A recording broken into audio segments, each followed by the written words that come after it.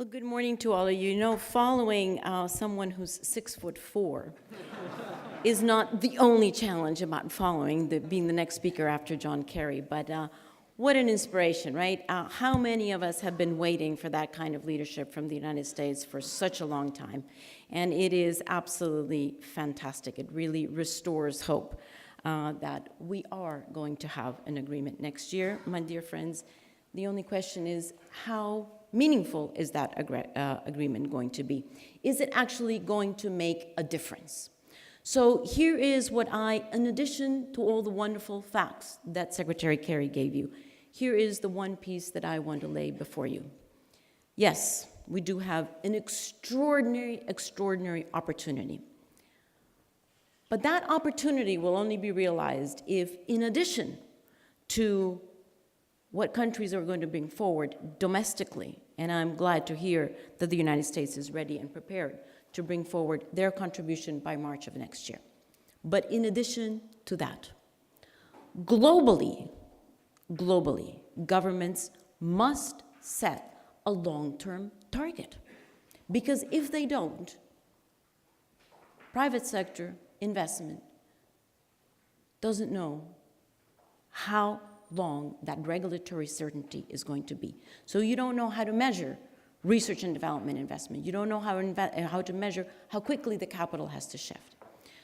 So the long-term target, not from me, from science, means that we have to reach global peaking over the next 10 years. That means go from where we are now, 400 parts per million, increasing every year our emissions, get to global peaking over the next 10 years, and then radically reduce our emissions to the point where we will get to zero net or climate neutrality, whatever you want to call it, over the next 50 years. That is the only way that we are actually going to get back on track. And as though that were not a task, we need to do that not only in an equitable way, but we need to do that in a way that is actually domestically invigorating. Because what Secretary Kerry said about the United States is true for every other country. This is not about slicing up the pie of burden.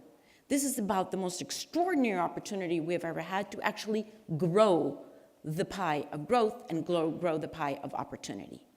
It's a fantastic opportunity right in front of us. The response to climate change not only removes the very, very negative, damaging impact that we have had over the past 100 years of the way we use energy, removes that negative impact. It actually democratizes energy because over the past 100 years, what we've actually done, frankly, is limited access. Look who has access to energy and who doesn't. We cannot afford 1 billion people who do not have access to energy because they're out of the market, in addition to the moral consequence of that. So we have to democratize energy, we have to remove the negative impact, and we have to ensure business continuity and business growth. That is the triple win that Senator Kerry was talking about. That would allow us what we actually really want as human beings, and that is to realign our moral compass and our economic and business compass and bring them together, harmoniously together. What is there not to like about that huge opportunity? So my friends, bottom line, collectively, we are writing a business plan for the world. That's what we're doing collectively. Yesterday, 310,000 people. Civil society is there. Private sector is here. Government tomorrow. Collectively, we are writing a business plan for the world.